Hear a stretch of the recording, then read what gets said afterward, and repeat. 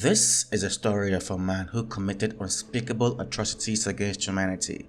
His reign of terror is characterized by a harrowing combination of forced labor, torture, murder, kidnapping, and the gruesome amputation of the hands of men, women, and even children. The magnitude of his actions is staggering, and he single-handedly ended the lives of over 10 million people. Despite the enormity of his crimes, it is deeply unsettling that the majority of people around the world remain unaware of this individual and his horrific deeds. And who is this person I'm talking about? His name is King Leopold II of Belgium. The story of King Leopold started during the scramble for Africa in the late 1800s. Europe was dividing Africa among themselves like it was a piece of cake, and King Leopold wanted a share of it. And who wouldn't? Africa held untapped resources like rubber, ivory, gold, and diamonds among others, and everyone wanted the wealth of the African continent for themselves. So on February 5th, 1885, King Leopold brutally seized control over the Congo. Most of the European powers held on to the countries they were controlling as colonies, but no, King Leopold held on to the Congo as his personal possession. That meant everything and everyone in the country belonged to him and his family alone. While other European countries held many colonies in Africa, Belgium only had one, and I think it was enough for him because the Congo is a country rich in resources, and that factor alone became very appealing to him. So he really aimed to exploit the country and all its riches. So how did he manage to take control over the Congo? Simple, through humanitarian aid. He went to the country promising the people that he would end the Arab slave trade and promote civilization, as if trying to indirectly tell the people of the Congo that they were uncivilized. And it didn't take long for the people of the Congo to realize that King Leopold wasn't there to help them. Through a careful combination of diplomatic maneuvering, international agreement, and exploitation of African leaders, he was able to gain control over the country. At the Berlin Conference of 1884 to 1885, European powers formally recognized Leopold's control over the Congo. It was referred to as a free state to mask its true nature as a private enterprise. He established a private company, the International Association for the Congo, which allowed him to claim ownership of the Congo Free State. This arrangement allowed him to bypass the Belgian government and maintain a level of secrecy regarding his actions in the Congo. To solidify his control, King Leopold organized and funded expeditions to explore and claim territories in Central Africa. He employed the services of figures such as Henry Morton Stanley, who helped him establish a presence in the region.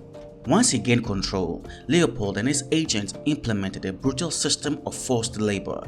The Congolese people were forced to work in horrible conditions under the guise of extracting resources, mostly rubber and ivory. Many times, villages had to meet robber targets, and if they didn't, they were punished severely. This gave birth to what was called the red rubber system. So what was the red rubber system, you might ask? It was a system in which the extraction of rubber was pushed through extreme violence and cruelty, and it was one of the scariest parts of King Leopold's rule.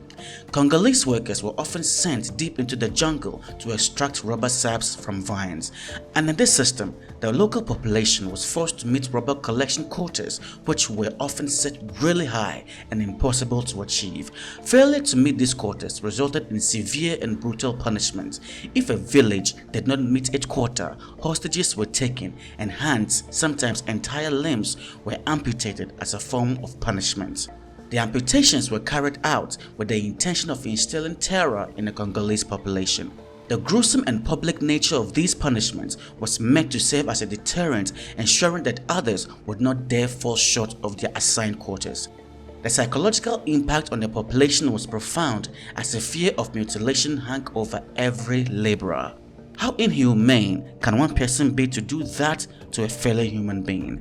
The horrible things that happened under Leopold's rule affected many people. Millions of Congolese people died because of the terrible working conditions, violence, forced labor, and other problems like diseases and malnutrition. Families were torn apart as men, women, and children were forcefully separated to meet labor demands. Entire villages were depopulated due to death and displacement. The trauma inflicted on the population had profound and lasting effect on the social fabric of the Congo. As if that wasn't enough, Leopold and his agents stole a lot of cultural artifacts from the people of the Congo. In the early 20th century, Leopold II's harsh exploitation of the Congo Free State drew major worldwide attention and condemnation. Humanitarian organizations, investigative journalists and activists exposed the horrors, sparking global outrage. The publishing of the Casement Report in the early 1900s was a watershed moment in revealing the evils of King Leopold's regime. Roger Casement, a British diplomat, meticulously documented the abuses taking place in the Congo Free State, including the forced labor, violence, and the red rubber system. The report gave indisputed proof of the atrocities and sparked widespread public anger. The international outpouring displeasure with King Leopold's leadership put diplomatic and political pressure on Belgium. As a public view of Leopold's activities harmed Belgium's prestige, the Belgian government became increasingly pressed to respond. Under increasing international pressure, King Leopold II was obliged to hand over administration of the Congo Free State to the Belgian government in 1908. The Belgian parliament officially annexed the territory and it became known as the Belgian Congo. This transition was seen as a way to address the human rights abuses, though it did not immediately erase the deep scars of the past. While the transition to Belgian control marked a change in governance, the exploitation of the Congolese people and resource extraction continued. Although more regulated and subject to government inspections, Belgian colonial authorities maintained a priority on resource exploitation, particularly rubber and minerals, to support the Belgian economy. The legacy of Leopold's brutality and exploitation continued to impact the Congolese people during the Belgian colonial period. Forced labor, limited access to education, and restrictions to political participation remained, leading to enduring social and economic challenges. The suffering of the Congolese people and the injustice they endured under both Leopold's authority and Belgian control shaped the Congolese independence movement.